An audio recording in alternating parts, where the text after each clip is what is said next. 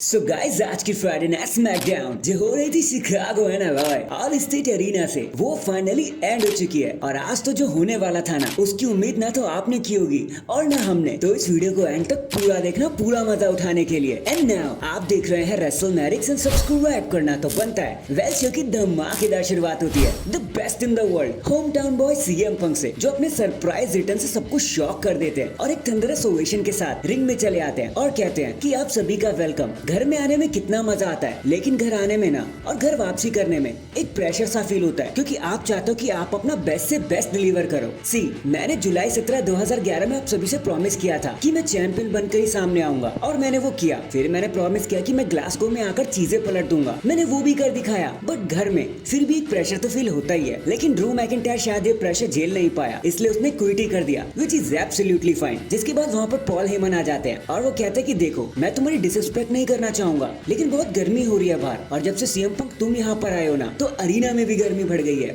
CM Punk कहते हैं कि इस दुनिया में मेरा प्रोमो कोई हाईजैक नहीं कर सकता, सिर्फ तुम्हें छोड़ के पॉल हेमन। जिसके बाद हेमन उन्हें गले लगा लेते हैं और पॉल हेमन कहते हैं कि देखो यार मैं इसलिए यहाँ पे आया हूँ क्योंकि हमने रेडियो पर एक न्यूज सुनी थी कि शिकागो में सीएम पंक आ चुका है। एंड सोलो सिकोवा को ये बात बिल्कुल भी पसंद नहीं आती कि कोई और उनकी सिटी में आए, क्योंकि हर सिटी सोलो सिकोवा की सिटी होती है। तो पंक अगर तुम हर्ट नहीं होना चाहते ना तो प्लीज यहाँ से चले जाओ, वरना ब्लड लाइन यहाँ पर आ जाएगी। और इतना कहते ही ब्लड लाइन वहाँ आ भी जाती है। जिसके बाद सोलो पंक को धमकाते हुए कहते हैं कि अगर अपने दो पैरों पे सलामत चलना चाहते हो तो अभी के अभी यहाँ से चले जाओ। जिसके बाद ब्लड लाइन उन्हें मारने के लिए लाइन लगा लेती है, लेकिन तभी कोडी रोड्स बेसबॉल बैट के साथ वहाँ पर आ जाते हैं। बेसबॉल बैट वो सीएम पंक को दे देते हैं और कहते हैं सोलो अपने आप को ट्राइबल चीफ कहते हो, हेड ऑफ द टेबल कहते हो, तो चलो मुझसे लड़के दिखाओ, देखते हैं तुम्हें कितना दम है। और इस चैलेंज के साथ सीएम पंक और कोडी रोड्स के रीयूनाइट होने के बाद ये मूवमेंट यहीं पर खत्म हो जाता है। देन हमें वही बैक स्टेज में ऑर्टन, केओ एंड कोडी रोड्स दिखाए जाते हैं, जहाँ रेंडी ऑर्टन कहते हैं कि कोडी तुम सच में आज अकेले लड़ना चाहोगे? तो कोडी कहते हैं हाँ इसमें दिक्कत ही क्या है? तो कहते हैं ठीक है भाई,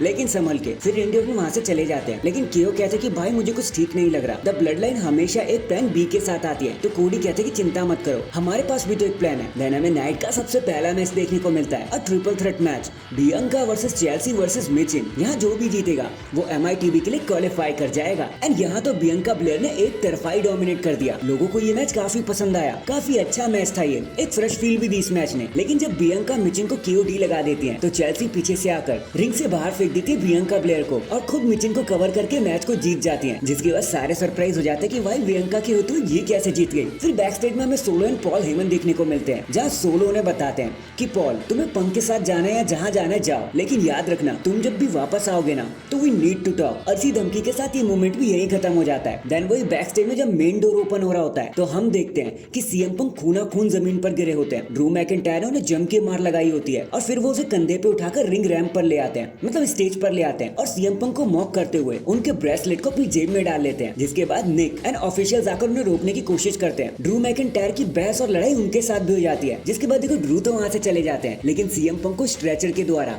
हॉस्पिटल ले जाया जाता है। नेक्स्ट हमें एक और ट्रिपल थ्रेट मैच देखने को मिलता है, रेंडी Orton versus टामा tonga versus कार्मेलो hedge. यहाँ भी जो जीतेगा वो MITV के लिए क्वालिफाई करेगा। अब ये है असली कंबस्टेबल एलिमेंट वाला मैच, लेकिन ज्यादा कुछ बताने के लिए देखो यहाँ भी नहीं हुआ। ब्लड लाइन एक बार फिर से आ गई रेंडी ऑर्टन को मजा सिखाने के लिए, और इसी डिस्ट्रैक्शन का फायदा उठा लिया कार्मेलो हेज ने और रोल ऑन पिनफॉल लगाकर रेंडी ऑर्टन को हरा देते हैं, मैच को जीत जाते हैं और सब सोचते हैं भाई ये क्या गजब हो गया। फिर हमें LA नाइट देखने को मिलते हैं, जो लोगन पॉल को चैलेंज करते हुए कहता है कि भाई तू कितना भागेगा, लेकिन अब तू और नहीं भाग सकता, एक दिन मैं तुझे पकड़ ही लूंगा। जिसके बाद सैंतोस वहाँ पर आ जाते हैं, तो LA नाइट कहता है मैंने लोगन की बात करी थी तेरी नहीं। तो सैंतोस कहते हैं कि भाई मेरा जो मन करेगा मैं वो करूंगा, तू थोड़ी ना बताएगा कहाँ जाना है कहाँ नहीं। LA नाइट उन पर BFT लगा देते हैं और कहते हैं भाई चुप हो जा, और पीछे से लोगन पॉल आकर LA नाइट पर अटैक करने लगते हैं, उन्हें मारने लगते हैं और उन्हें मजा चखा देते हैं और बता देते हैं कि भाई फाइनल बॉस कौन है। फिर हमें एक ट्रिपल थ्रेट मैच और देखने को मिलता है, जो MITV लैडर मैच के लिए होता है, Kevin Owens versus Andrade versus Grayson Waller. लेकिन मैच से पहले ही ब्लड लाइन केविन ओवेंस को तोड़ने मरोड़ने लगती है। रेंडी ऑर्टन उन्हें बचाने वहाँ आते तो हैं, लेकिन डैमेज हो चुका होता है, लेकिन केविन भागते नहीं है,